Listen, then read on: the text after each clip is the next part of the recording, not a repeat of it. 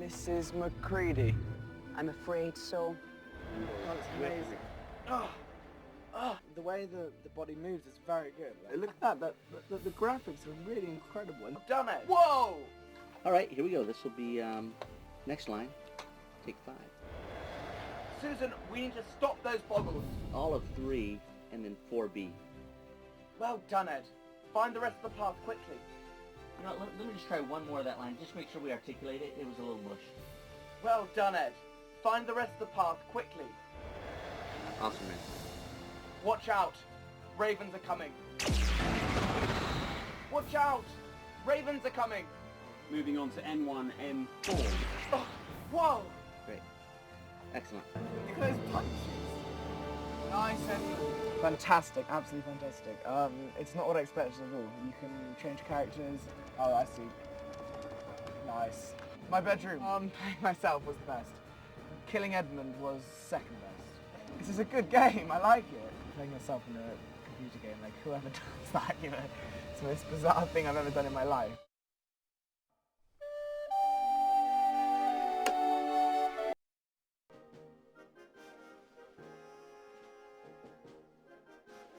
Come on, Lucy! You have to go! Oh, cool. Hurry! Oh, wicked. Come on, Lucy! Hurry! Let's hide! Hurry! Hurry! Lucy, you'll have to find a way across. Keep it up!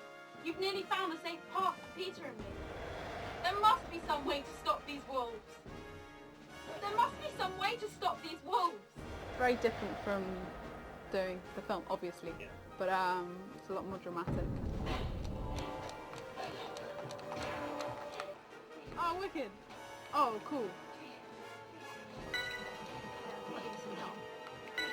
Oh, I hit him.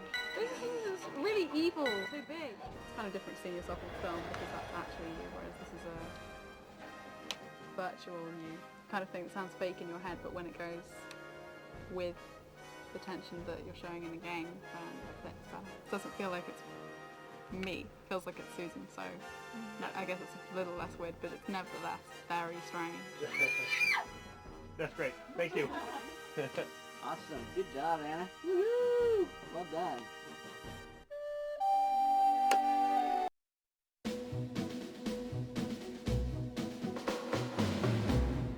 Whoa! Whoa! Ah! Now, temporary animation, so these will all be polished up, so if they look a little bit off. Sorry. I saw that, yeah, like, Will has massive, like, armor and shield. Maybe able to, Cool, well, let me just kill. This is just getting addictive. attack the miner board. Ow. There, yeah, just start attacking the rock. Oh, Yeah, hey, that's unfair. You didn't tell me you could do that. No, I don't listen to Peter. Yeah, yep, well, you'll kill a giant now, right? See that spot way over to the left? Yeah, I see it. Hit X when you stand on X. Wait, you have to kill all 513 of them. Yeah. Yeah. This is N14 Inc. 1001 line, and it's take 110. Our pawns have beaten their enemies. Our pawns have beaten their enemies. All right, we're gonna end it with a big scream.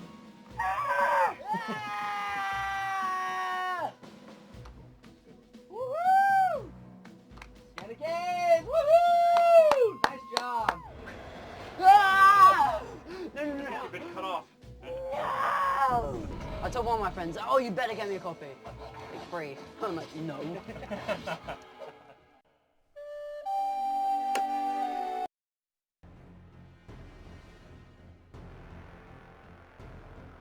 Oh, One character. R1. where have I gone? I need to change to Lucy. On to N3M2, take 92. Whoa! I like that sound, like, Yours? Susan, use your horn. Susan, use your horn to summon Aslan. Susan, use your horn to summon Aslan. Susan, use your horn to summon Aslan. Susan, try throwing a snowball. The bomb goes off right by you. She's scared.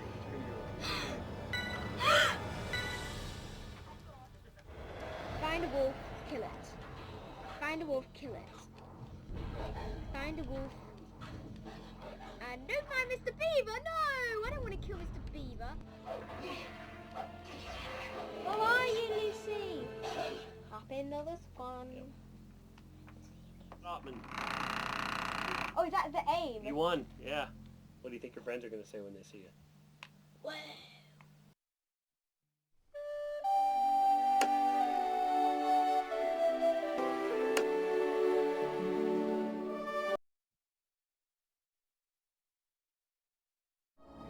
The renowned and beloved book by C.S. Lewis, The Chronicles of Narnia, The Lion, the Witch and the Wardrobe, has evolved. 98, 99, 100. Ready or not, here I come. Edmund, Susan, Lucy, Peter, Aslan the Lion, the Wicked White Witch, the magical land of Narnia. These are characters and places that have loomed large in the imaginations of children around the world for more than half a century. They are the stars of one of the greatest series of books in children's literature, The Chronicles of Narnia. The Chronicles of Narnia are classic novels, and now that The Lion, the Witch and the Wardrobe has been made into a blockbuster movie and video game, a new generation of children will be experiencing for themselves the magic of Narnia. On the first morning, the children decided to explore the big house. It was full of interesting things and unexpected places. One room had a suit of armor in it. Another, all hung with green, had a harp in the corner. And one room was quite empty, except for a big wardrobe with a looking glass in the door. Chronicles of Narnia have been phenomenally successful ever since the first publication of The Lion, the Witch and the Wardrobe way back in 1950. They progressively sold more and more copies right around the world in about 30 languages. I think they're up to somewhere close to 90 million copies worldwide. The Chronicles of Narnia are the work of an English author, C.S. Lewis. A tutor at Oxford University and a good friend of J.R.R. Tolkien, author of Lord of the Rings, Lewis gestated on the ideas that he would later incorporate into his masterwork for many years. But it was not until 1950, when he was 52, that the first book in the series was published. Well, funnily enough, my stepfather, C.S. Lewis, had the nickname of Jack from when he was a very small child. And when Jack was about 16 years old, one day there popped into his head the image of a fawn in a snowy wood with a whole bunch of parcels and an umbrella. And it made some kind of impression on him, but he never did anything with it until many, many years later when he was about 50. And he decided he would try to make a story out of that image and began to work on it. And at the time he was having nightmares about lions, one particular huge lion in particular. So he then found that the lion leapt into the story and dragged the rest of the story with him. That was really the origin of The Lion, the Witch and the Wardrobe. Narnia came into my life, obviously, as a child. It was one of the first books that I really got into. And as a teacher, it's one of the classics that one feels obliged to deliver to children. The film of The Lion, the Witch and the Wardrobe has been a very, very long time in gestation. I suppose I've been dreaming about it, scheming it, talking about it for the better part of my adult life. My sons, my children, they remember me all of their lives, dreaming, scheming and talking about making a movie of The Lion, the Witch and the Wardrobe. But it's also, of course, noteworthy that the technology has not existed to make a movie of it doing the book justice until very recently. But it's not just the movie that will bring the world of Narnia to life this winter. A new multi-million-dollar video game developed in conjunction with the movie for the first time allows children to create their own adventures in the world of Narnia.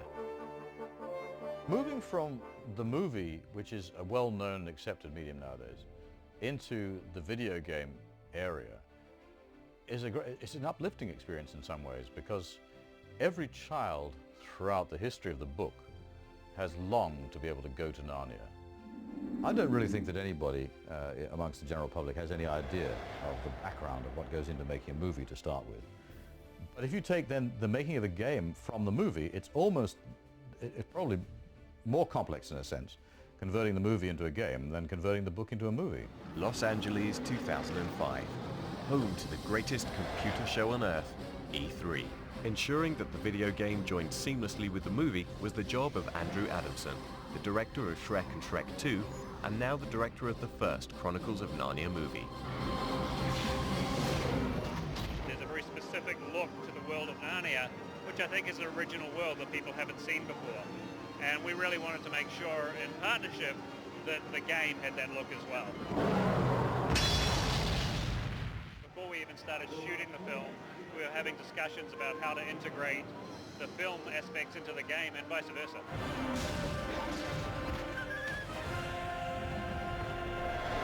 There's a lot of things that have been very important to me in the movie as far as the design, the use of colour throughout the movie, and I want to make sure that all of those same aspects were incorporated in the game. Basically, a very important part of the film is the world of Narnia.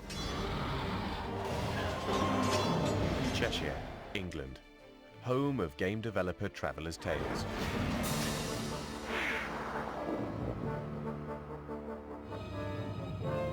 Here, the film was adapted into an interactive action-adventure.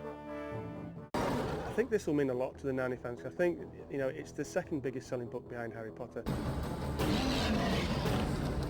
When the opportunity came up to do Chronicles of Narnia, I was thrilled. I'd been a great fan of the book since I was pretty young. I read it when I was 7 or 8, and the tales really captivated me.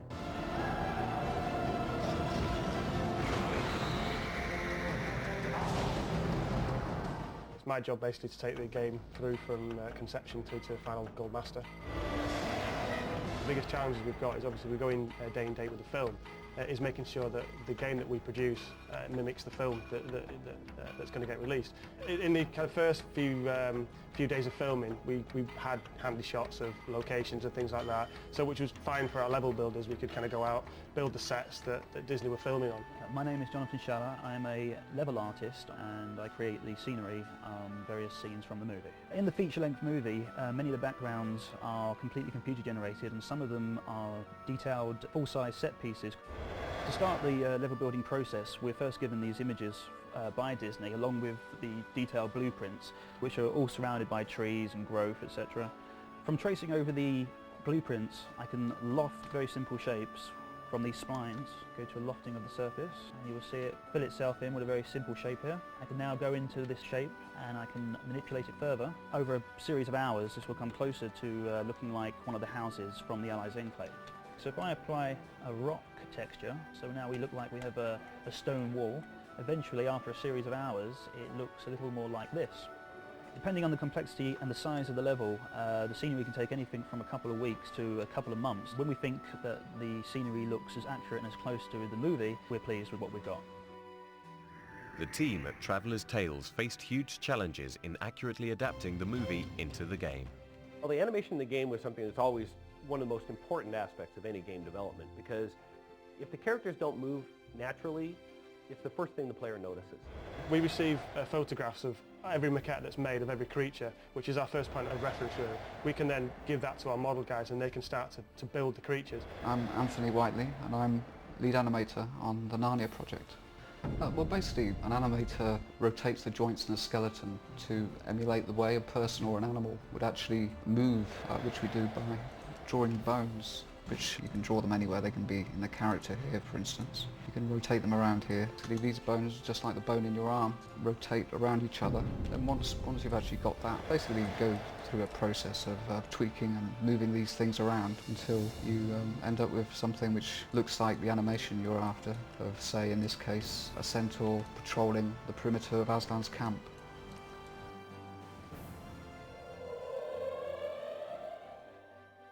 Once the artists have built the levels, we obviously have to put them in the game. The more complicated process that we spend a lot of time on and a lot of work in is putting the creatures into the game. So one of the first processes we go through is we have to lay out for the creatures pathways so that they know where to go. So for example, I can start laying out a path to bring the creatures round into the level. This describes how the creature can move around the level. I'm going to add into the game a Minotaur.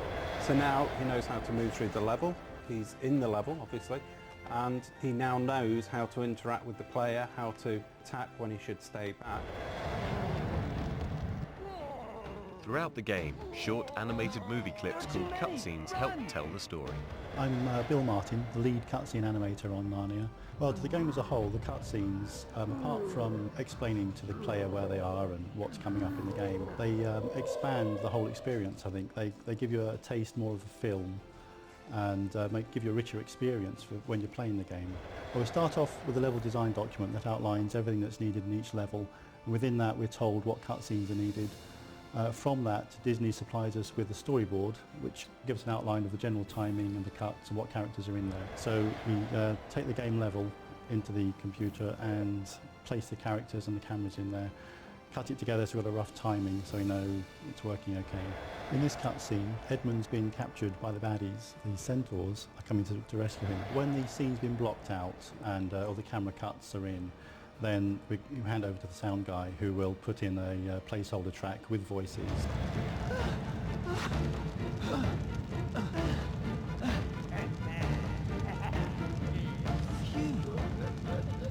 My name is David Whitaker and I'm the main audio guy at Traveller's Tales. When I get given a scene, say a cutscene, I have to splice pre-recorded music to fit the length of the cutscene. Then I create sound effects for specific actions like footsteps or explosions. In this cutscene we need a sword swipe, so I would grab several off my CD archives and I would audition them.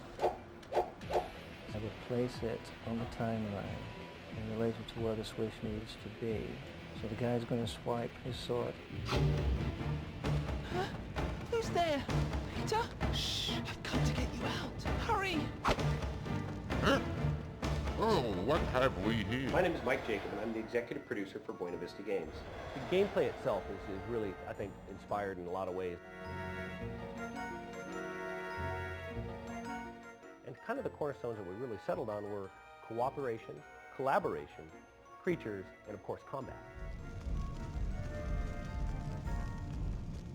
One of the great design ideas was to be able to team the kids up, and you can actually link them together. So when their power meter gets up to the top, you can actually run any of the two children up next to each other. Each of them connect up in different ways, and we leave it up to the player to choose how to link the kids up and when to link them up and how they want to use them. For instance, Peter might link up with Edmund, and they actually do this great spinning move that's kind of reminiscent of a giant whirlwind. And as they're flying and flying around, they'll be able to take on creatures in combat. They can blast their way through objects or obstacles that might be too hard for them to do individually.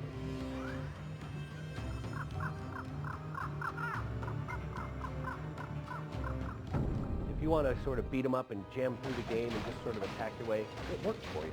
But if you also want to maybe be a little more stealthy, a little more creative, we give you all the player all those tools to be able to do that. The game really offers anybody of any skill set or even gaming style to be able to succeed and have a great time and make the game their best experience. For instance, Lucy, if she does a perfect attack against an enemy, she can jump up on the back of that enemy and then give the player the ability to control and sort of be all of these different creatures that we're creating throughout the world. It's just quite amazing, really. It's staggering, the amount of work and animation that has to be done to pull all of this together. For 18 months, the team at Traveller's Tales have been working on bringing this game to life. And the numbers of man-hours involved in this are just absolutely staggering. I don't think anybody has any idea. They sit down in front of a computer and they play the game, they go, wow. In our case, they go, oh, wow. But they don't know the millions of hours that are spent in the complex procedures of translating it from images on the screen doing their own thing to images on the screen that you can control.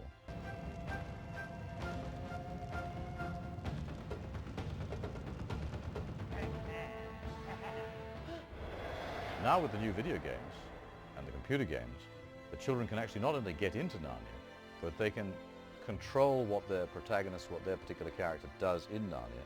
So in a sense, they invent their own adventure. For me personally, it's a great honour really to work on a game of such size. I mean, the general feeling within the group is the film's going to be huge, you know, and to be a part of making a game for something that is going to be so big is a great honour really. It's really exciting to be involved with the Chronicles of Narnia, to work with the director, to work with the property, to meet Douglas and all the people involved with the story, and to be part of that whole legend is a pinnacle really in my career in the games industry. Now, with the advent of these computer and video games that we're producing, taking off from the movie, people all over the world will, for the first time, without a wardrobe, be able to go to Narnia.